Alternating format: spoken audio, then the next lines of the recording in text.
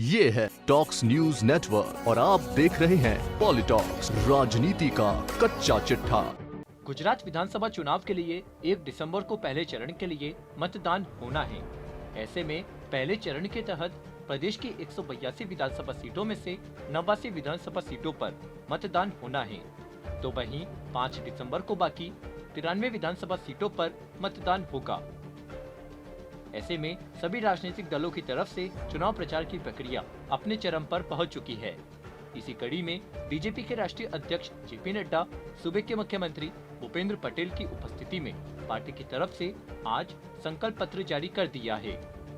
BJP ने अपने संकल्प पत्र में आम नागरिकों, छात्रों, बुजुर्गों और महिलाओं तक के लिए तमाम योजनाओं के साथ देश विरोधी तत्वों के लिए कड़े कानून सहित मंदिरों तक के पुनरुद्धार की योजनाओं को घोषणा की है।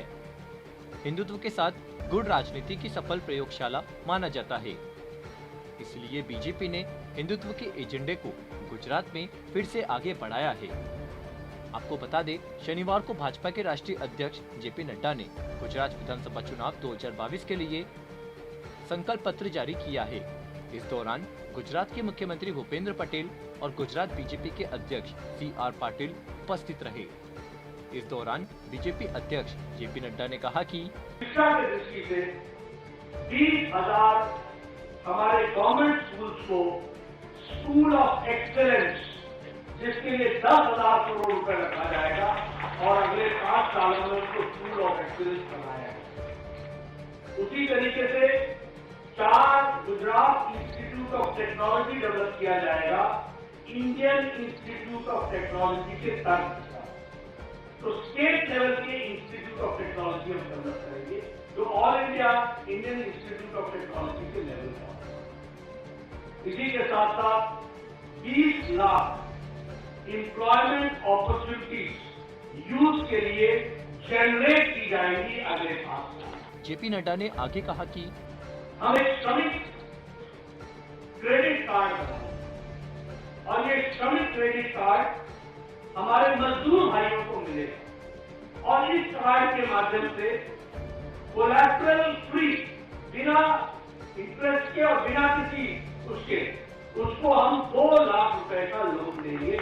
एक समय का इंसेंटिव हम जो ओबीसी के बच्चे हैं, जो एसटी समुदाय से जुड़े हुए बच्चे हैं, एसटी से जुड़े हुए बच्चे हैं, अनुसूचित जाति से जुड़े हुए बच्चे, अनुसूचित जनजाति से जुड़े हुए बच्चे और आर्थिक रूप से जो इकोनॉमिक वीकर सेक्शन में आते हैं, आर्थिक रूप से जो कमजोर हैं, ऐसे बच्चों को एक बार इंसेंटिव देने के लिए अगर उनका एडमिशन किसी टॉप रैंकिंग इंस्टीट्यूट में होता है तो उसकी पढ़ाई के लिए 50,000 रुपए उसकी शिक्षा की।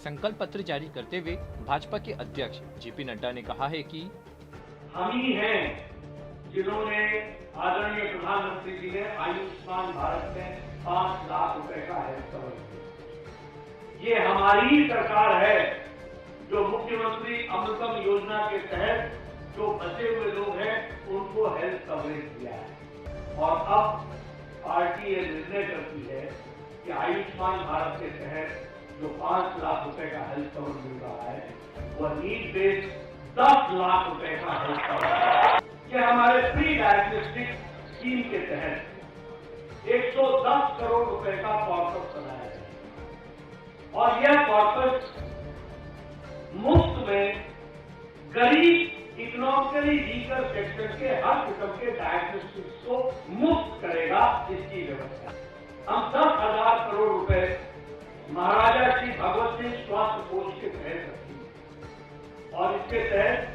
हम 3 सिविल मेडिसिटीज का निर्माण करेंगे। 3 सिविल मेडिसिटीज बनेंगी। उसी तरीके से 2 हम all India institute of medical sciences के लेवल का state hospital, state of art हम डेवलप करेंगे। आपको बता दें, बीजेपी के हिंदुत्व के एजेंडे के समान नागरिक संहिता भी सबसे ऊपर है। संकल्प पत्र में इसे जल्द लागू किए जाने की बात तो कही गई है। सरकार की ओर से पहले ही समान नागरिक संहिता को लागू करने के लिए सुझाव कमेटी का ऐलान कर दिया है। संकल्प पत्र में कट्टरवादी सांप्रदायिक तत्वों से निपटने के लिए एंटी रेडिकलाइजेशन सेल का ऐलान भी किया गया है। बढ़ती कट्टरता से निपटने के लिए प्रदेश स्तर पर एक एंटी रेडिकल सेल बनाया जाएगा। पॉलिटॉक्स ब्यूरो, गुजरात। ये है टॉक्स न्यूज नेटवर्क और आप देख रहे हैं पॉलिटॉक्स, राजनीति का कच्चा चिट्ठा।